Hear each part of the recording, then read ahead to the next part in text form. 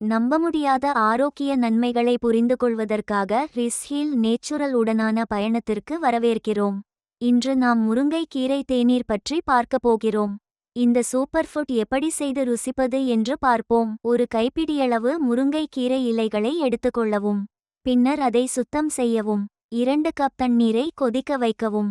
அதனுடன் முருங்கை கீரை இலைகளை சேர்த்து 8 நிமிடம் கொதிக்க வைக்கவும். கூடுதல் சுவை மற்றும் ஆரோக்கிய நன்மைகளுக்கு நீங்கள் ஒரு துண்டு இஞ்சி, ஒரு சிட்டிகை மஞ்சள் அல்லது அரை ஸ்பூன் தேன் சேர்க்கலாம்.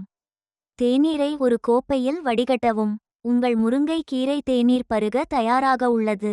முருங்கை கீரை ஏன் சூப்பர் ஃபுட் என்று அழைக்கப்படுகிறது? நோய் எதிர்ப்பு சக்தியை மேம்படுத்தும், செரிமானத்தை மேம்படுத்தும், இரத்த சர்க்கரையை கட்டுப்படுத்தும், மூளை செயல்பாட்டை ஊக்குவிக்கும், உடல் எடை குறைக்க உதவும், நச்சுகளை வெளியேற்றி உடலை சுத்தம் செய்யும், இதய ஆரோக்கியத்தை பாதுகாக்கும், முடி மற்றும் தோல் அழகிற்கு நல்லது, மூட்டுவலி மற்றும் அழற்சியை குறைக்கும்.